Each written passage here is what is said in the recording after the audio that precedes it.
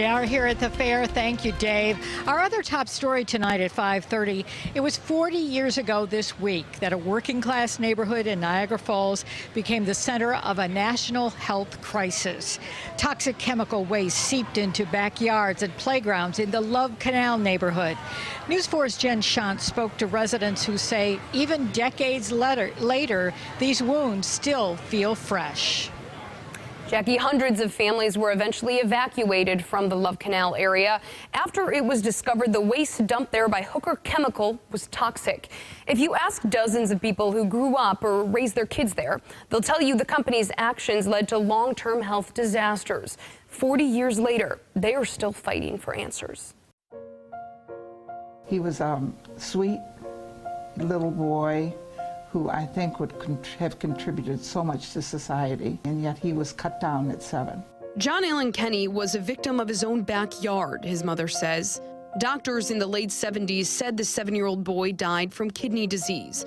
Luella Kenny always thought there was something more. It turned out that the chemicals had been coming down the storm sewers and emptying out into the backyard where the children played.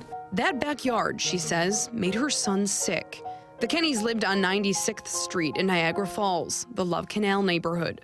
Years before they moved in, Hooker Chemical dumped 22,000 tons of toxic waste in the canal. You're talking volatile organic compounds, dioxins, there's a lot of pesticide products. Hooker Chemical was using this site as a permanent landfill to deposit drums and lab packs. It was black, it was a deep black, with like blue and purple colors that kind of ran through it. Patricia Grenzy used to play near the dump site. If you drop something in that, it bubbled up and then disappeared, so we called it quicksand. By the late 1970s, the toxic chemicals Grenzy and her friends were mesmerized by started getting national attention. People were getting sick. Residents wanted answers. Our little Julie was stillborn. At one point, then the head of the Love Canal Homeowners Association, Lois Gibbs, wouldn't let an EPA representative leave her office without action from the federal government. I was asked to come out to talk with a group of citizens about their medical test results. Now you've been taken hostage. That's correct.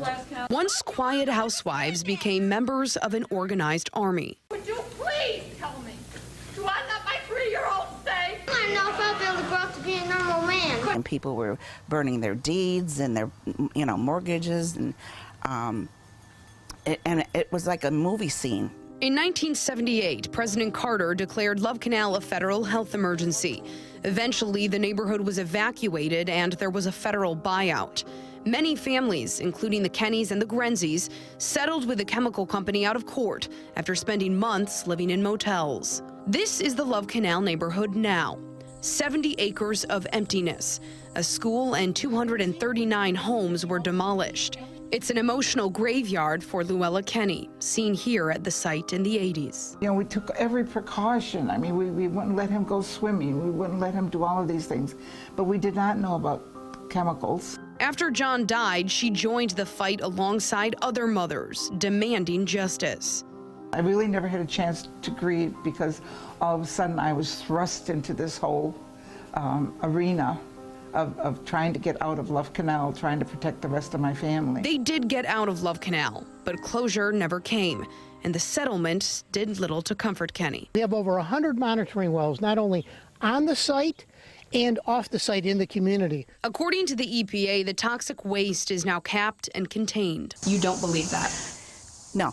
Grenzy and her family are battling long-term illnesses she's convinced are courtesy of the Love Canal.